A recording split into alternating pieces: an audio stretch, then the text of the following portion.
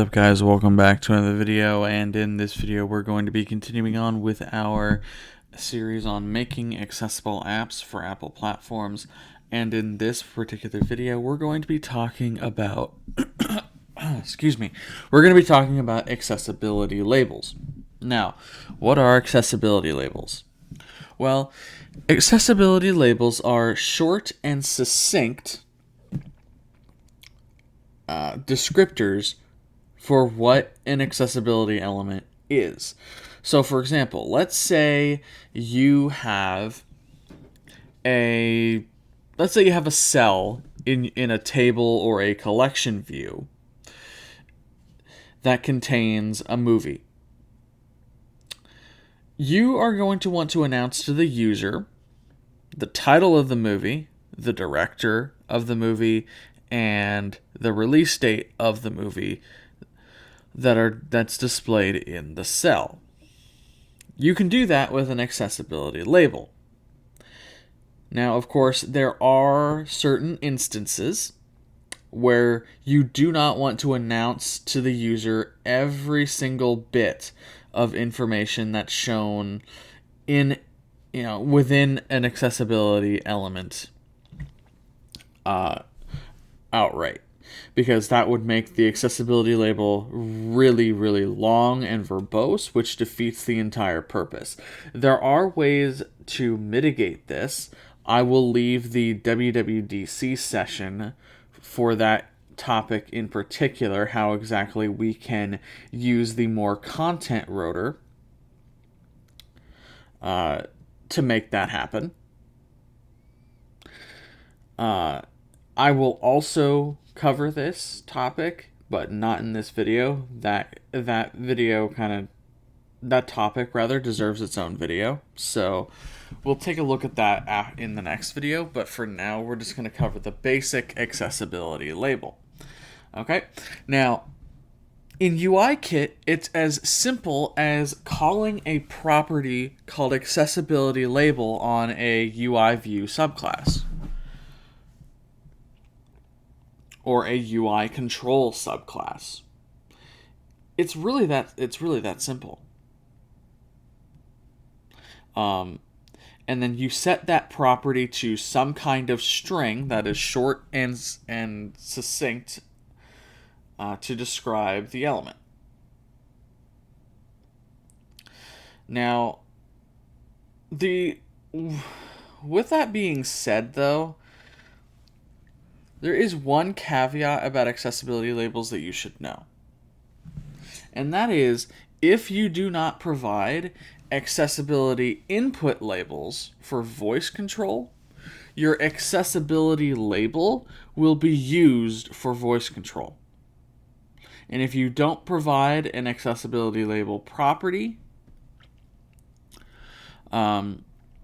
if it's a UI table view cell, for example, constructed in the traditional sense, not using a UI hosting configuration or something like that, where you have a custom UI table view cell class and you're configuring it in there, VoiceOver will read out everything in that cell.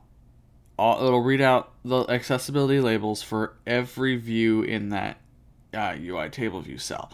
The same thing applies if we're talking about UI collection view cells. If you construct them in the traditional way using a UI collection view cell subclass,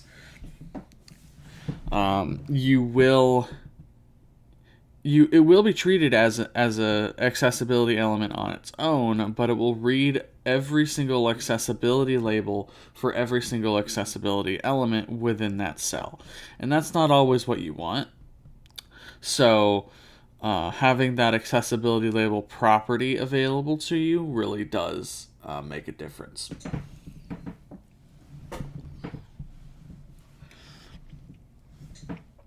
So let's go ahead and take a look at an example of how this works.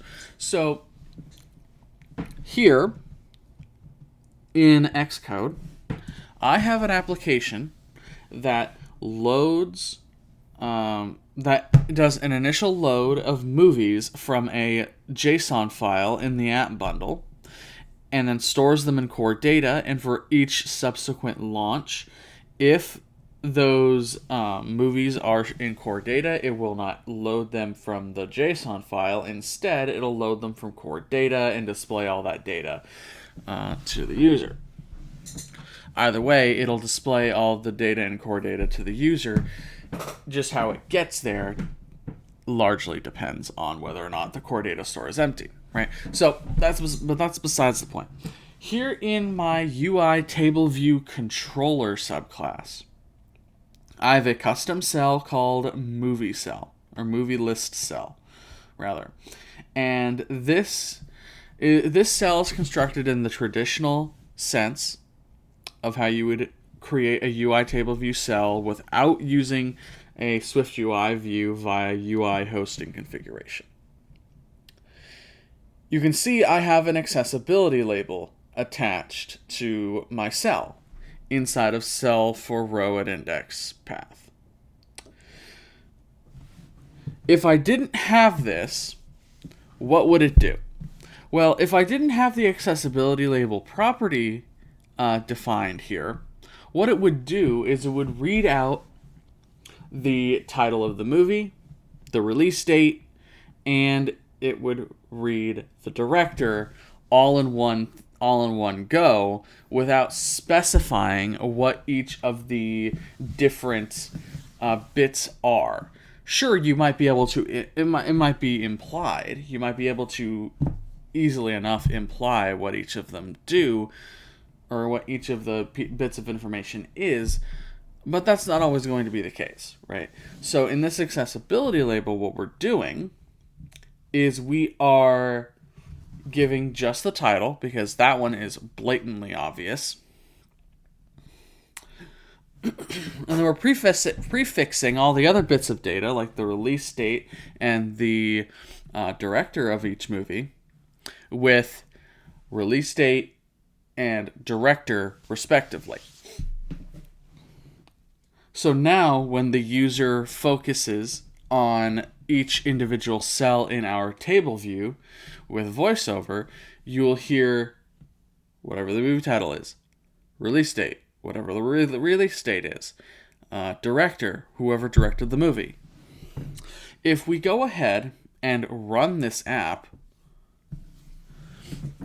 now, what I want you to do is keep an eye on my VoiceOver screen overlay on the bottom left-hand corner there.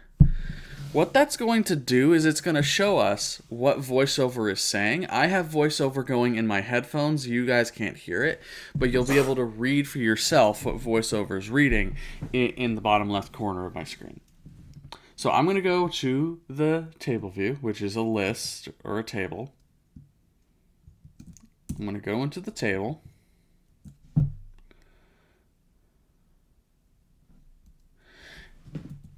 And so now we get the title released on, directed by, right? Much better of an experience for a VoiceOver user using the app than just hearing the information in the cell regurgitated back at you. And it's short and concise enough that you're not going to lose your patience with how verbose it is or anything like that. Right? So that's UIKit's way of allowing you to define an accessibility label. But what about SwiftUI? Well, in SwiftUI, it's a little bit different. So what we're going to do is I'm going to go into my movie view here. Or rather, let's go to...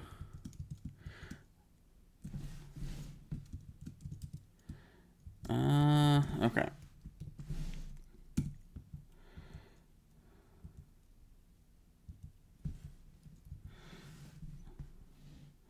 Okay, that's not the one that I wanted here.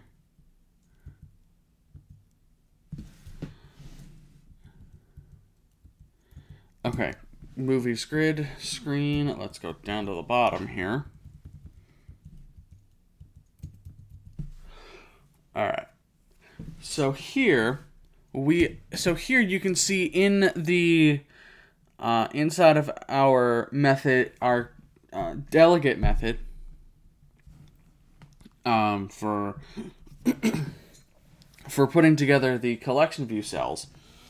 I'm not specifying the accessibility label on the cell itself. Now, why is this? Well, that's because this cell, this collection view cell, is constructed using SwiftUI via UI hosting configuration. So what we're going to do is we're going to jump to the definition of this custom UI collection view cell.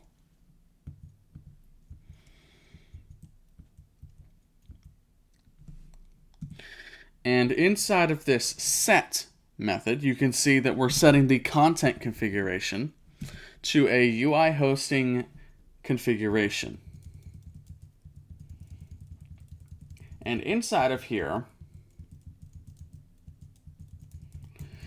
we have a movie view. If we jump to its definition, here we have the actual SwiftUI view for this cell. Now, I have it configured to where you could use a specific cell display type for table or grid to have it display for a UI table view or UI collection view, but that is irrelevant to the topic at hand.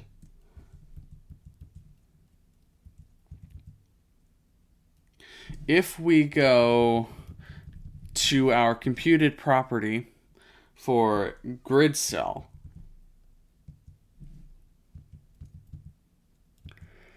so inside of this computed property, if we go all the way down to the bottom here, you can see all the information that we're retrieving and then putting into our view.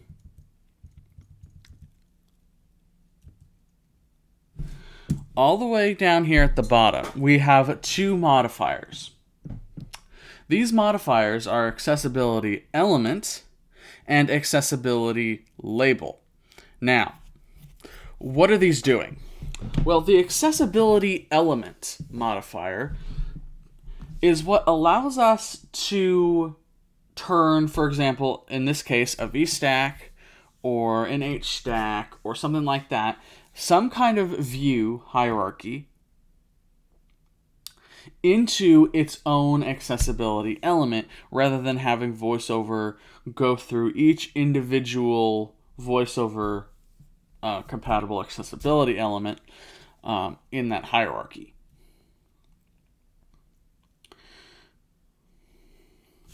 And then, so when we have the accessibility element put on there, it treats it as if it would. It treats it like it would if it was just a normal UI collection view cell, or if it was a table view cell, the same as a typical UI kit UI table view cell subclass when VoiceOver focuses on it. So that's the first step. The second step is to actually apply the accessibility label. Now, the accessibility label modifier that we're using here beneath the accessibility element modifier can take in a few different things. It can take in a simple string, or it can take in a text view. We're giving it a text view here.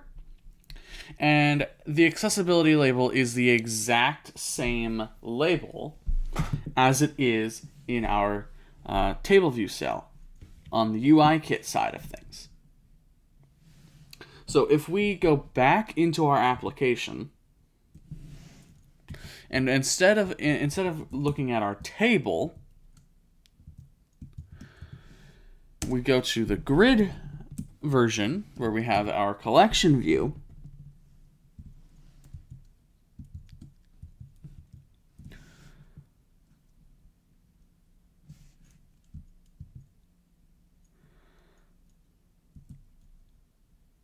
we get the same thing.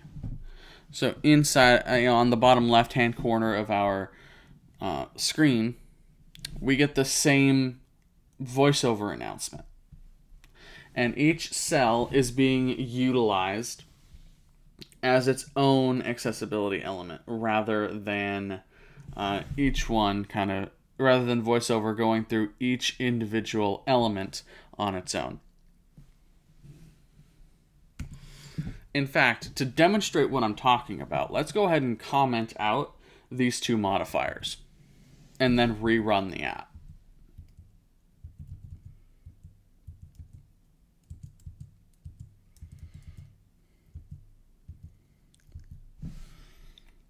So I'm going to comment that line out and that line out. Let's go ahead and save this and run it now.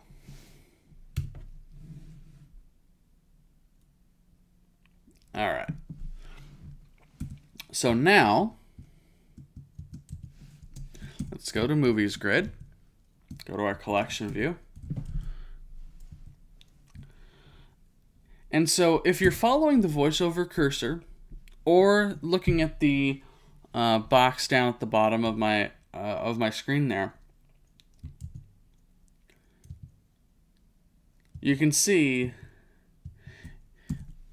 each individual accessibility element is being focused on as if they don't belong to one thing on screen. And that's a problem because that clutters that clutters the accessibility tree for VoiceOver, and it makes it more difficult for users to be able to find what they're looking for and to navigate your app. So that is why we need those modifiers to make it easier for the user to use your app and have a better experience. So let's go ahead and uncomment these. And then when you run it again, you will be back to your normal operations with your app, with this collection view cells. So that is accessibility labels in a SwiftUI view. And some of you might be wondering, what about AppKit? Well, the procedure for AppKit views is relatively similar. So in UIKit, we have that accessibility label property that can be used to get and set the accessibility label of a view. However, AppKit's a slightly different, but acts very similarly. So if we go into Safari here, I have some documentation open. Here is the UIKit documentation for accessibility label. Here's the modifier accessibility label for SwiftUI. And here is some AppKit documentation. Now, this is not a property. This is a method. If we go ahead and look through the documentation here, the first thing that gives it away that this isn't a property and rather it's a method is the opening and closing parenthesis, but also the fact that the documentation describes this as an instance method. So let's go ahead and see what the documentation actually says about this method here. Returns a short description of the layout area. So this effectively returns the accessibility label, as the method name implies, of whatever you're calling it on.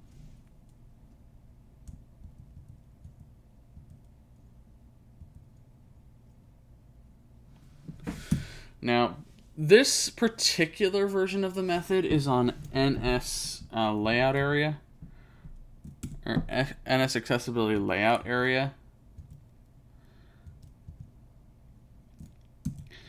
And so you'll typically find these on NS controls and NS views.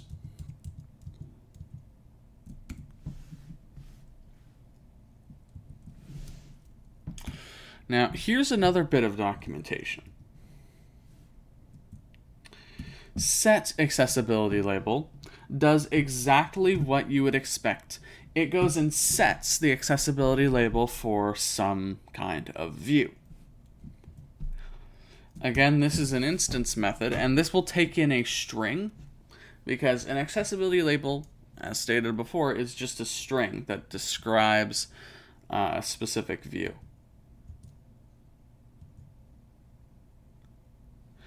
Now, you'll typically find setAccessibilityLabel and all that in the NS accessibility protocol inside of AppKit. Yes, it's actually called NS Accessibility Protocol.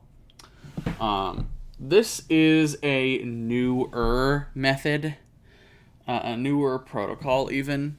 It was introduced in Yosemite, OS 10 10.10, so after Mavericks. Before Yosemite, this used to be the process of being able to set or retrieve accessibility information was different. But we're just covering what we can use now to make things easier on you. All right. So you can see even in the documentation, macOS 10.10 and later for its availability. And you can only use it from Xcode 6 and above. All right. So you would use this as an AppKit to set your accessibility label, and then you use accessibility-label to retrieve it. It's not quite as it's not the same process as with UIKit. It's not quite as elegant. I would probably be a good word for it, but that's just how it's done between the two frameworks. So that pretty much does it for this video on accessibility labels. Thank you all so very much for watching, and we'll see you in the next one.